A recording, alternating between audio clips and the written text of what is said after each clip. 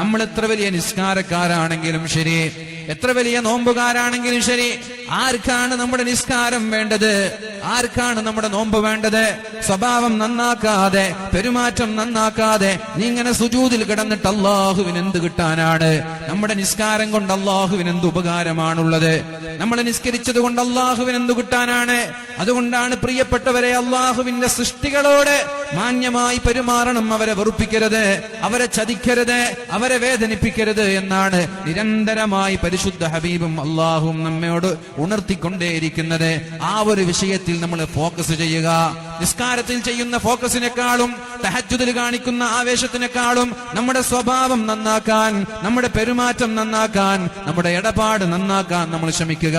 ഇത് നന്നാവാതെ ആ നിസ്കാരം ഖിയാമത്ത് നാൾ വരെ സുജൂദിൽ കിടന്നാലും അള്ളാഹു സ്വീകരിക്കൂല എന്ന് 100% ഉറപ്പ് തന്നെയാണ്. അതുകൊണ്ട് അതിനേക്കാൾ